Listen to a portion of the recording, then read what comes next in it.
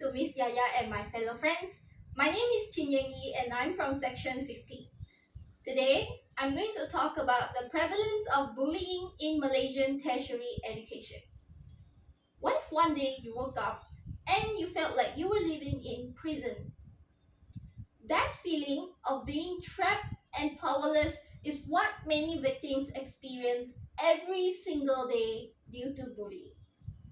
So bullying is defined as a persistent violent behavior that harms victim physically, verbally, or psychologically by abusing weak people in an attempt to show strength.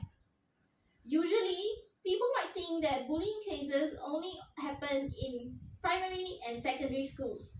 However, this remains as a concerning issue in tertiary education in our nation. With that being said, let us explore what are the cause and effect of this problem and the solution to it. Firstly, the main cause of bullying in Malaysian tertiary education is the senior and junior culture, where the seniors are trying to show superiority. In Malaysia, there is a great emphasis on hierarchy and respect, which causes the students to remain silent when they were bullied by the seniors. The juniors customarily respect the seniors, but this does not mean that the seniors can see them as slaves. For example, instructing the juniors to wash their clothes, clean their dorm, and torture them purposely. The reason as to why these bullies perform such behavior could be the trauma from their junior years back then. Consequently, they decided to bully the juniors, which is the freshmen, in an attempt to show strength, to retaliate, and also to vent their anger. Due to this factor, which is the senior and junior culture, it resulted in the loss of innocent life. Well, do all of you still remember the tragic bullying case that happened 8 years ago about the untimely demise of Zulfahan Osman Zulkarnain? He was a student from National Defense University, Malaysia, UPNM.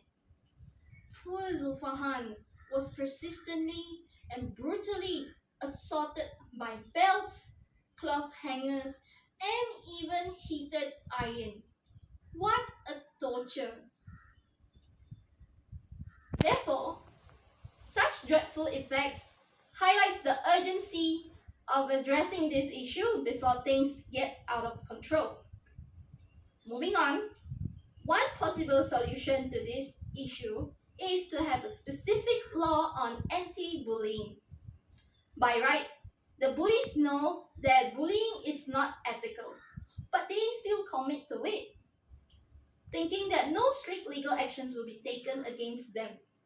And that is why there must be an anti-bullying law which is very specific and detailed so that students will think twice before they act. Such a law seeks to guarantee that students can thrive and obtain education in a secure and supportive environment. Hence, it is clear that all parties ought to work hand in hand to curb this issue once the anti-bullying law is established.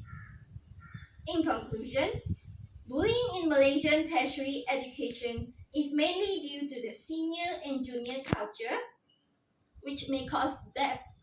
The best solution to this issue is to have a specific law on anti-bullying. Hopefully, this suggested solution can provide a well-rounded approach to tackling bullying issues in Malaysian universities to provide a positive learning climate for all. Thus, students will definitely enjoy their university life to the fullest in a bullying-free environment. With that, I end my speech for today. Thank you.